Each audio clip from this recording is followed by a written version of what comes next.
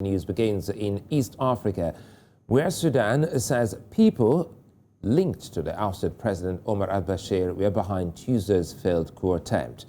The coup plotters had tried to take over a building housing the state media.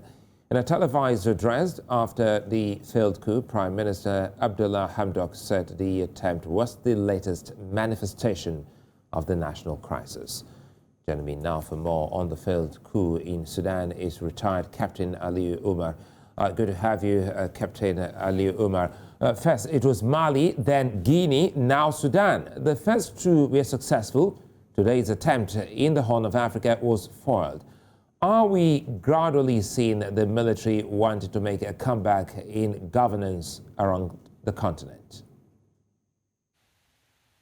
Actually, it's quite interesting as we observe. You see coups springing up here and there. And in a democracy, we know coups are not acceptable. But then there is a psychosocial dimension to these coups, particularly in democratic Africa, as I would want to call it. The psychosocial dimension, I'm looking at it, is vis-a-vis the military itself and its democratically elected leaders. We must understand,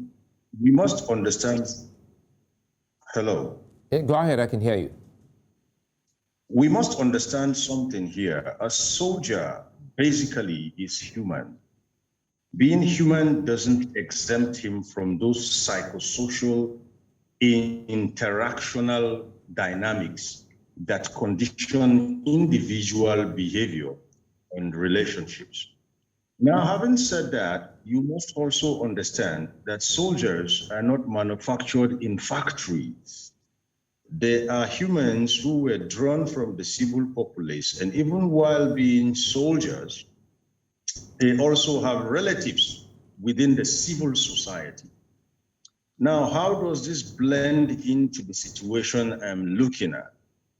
To the average soldier mind out there, the way things are trending in Africa, the politician may seem to come across as a troublemaker, while the soldier is the troubleshooter. So it's like this. These politicians go about dropping pockets of trouble. And when these things go bust, we, the soldiers, are called out to risk life and everything to just put things back together. So, as I said, psychosocially, a soldier also has children, he has family, he has wives, he wants to be there for them. So does the politician. So, bottom line here is, our societies, our democracies, particularly our politicians, must understand that a verbal declaration of loyalty or an oath taken by a soldier is not just a fait accompli. It's not just a fiat. He is also human. He's capable of logic. He's capable of philosophy. He's capable of reasoning. Let me quickly comment here. Sorry again to butt in there. Let me quickly comment here. You've been a part of various peacekeeping missions across the country. What's your assessment of the security status, especially in Sudan, and why do you think the coup attempt failed when Mali and Guinea were successful? What I'm saying, or if I get you right, is the situation as you are seeing. If you do a trend or, as I said, a psychosocial analysis of our individual and behavioral self as humans, you're going to see a trend coming through. Call it, there used to be Arab Spring. Call it Coup Spring now, if you like. But then if you look at the finer details and dynamics of this seeming trend that is taking place, whether in Sudan or wherever, you discover that going there, the justification will suddenly or even probably become irresponsible governance. So what am I trying to say? What I'm trying to say is if we want to stem these coups, It's about ensuring we get responsible governance from politicians. That's basically what any soldier will latch upon now and say, you know what, they're going to be the ones who, and these people seem to be doing their best to ensure we go both. So there is going to be what I call an understanding between soldiers and politicians. Because, are you trying to say something? No, quickly, I wanted to bring you back to Nigeria. Now you're talking about soldiers and politicians. Let's come back to Nigeria. And of course, you know, security is a big issue in the country. And only just yesterday, President Muhammadu Buhari's spokesperson, Femi Adesina, did say that just when people thought that he was going to start naming some of those key names they had said were sponsors of terrorism, he made a backtrack by saying they're not ready to name and shame. What does that mean in the fight against terrorism in Nigeria? The fight against terrorism is never and has never been about what is said. It's more about what is seen. And that brings it to the politician again. The soldier who is shedding blood, sweat, and tears, putting life on line there, is not interested in what you are saying, per se.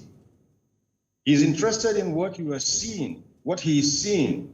And when I say the soldier, I'm talking about the foot soldiers. The generals can assure the president that all is well and we're loyal, but there is no device, there is no machine here that can read the minds of the soldiers. But then, if light is faster than sound, as I know it, what we see impacts us quicker than what we hear, no less the soldier. So all the sayings, all the declarations, all the assurances, history has shown in past coups that people pledge loyalty this night, and by tomorrow morning they say, Mr. President, go back to your bedroom and stay there. But then, what is seen will actually be what will support and even leverage the magnitude, the reckoning and majesty of leadership, as opposed to what they say. No less to the soldiers too. What they see has impact on their levels of commitment, their levels of motivation, not what they hear. Not what they hear. Let's close on this, and it has to do with a state in Nigeria, Sokoto State specifically, where the radio and internet has been cut off from people as a strategy to fighting the insurgents or terrorists in that particular state in Nigeria. What do you make of that particular strategy? You were talking about the shutting down of communications, if I heard you correctly? Absolutely. In this age and day, I don't know what may have led to that decision, but it didn't come across as well thought out to me.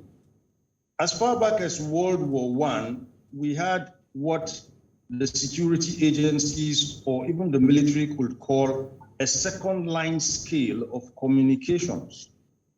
What am I trying to say here? I mean, why shut down communication if that is the major hub or playground or conduit through which the criminals operate?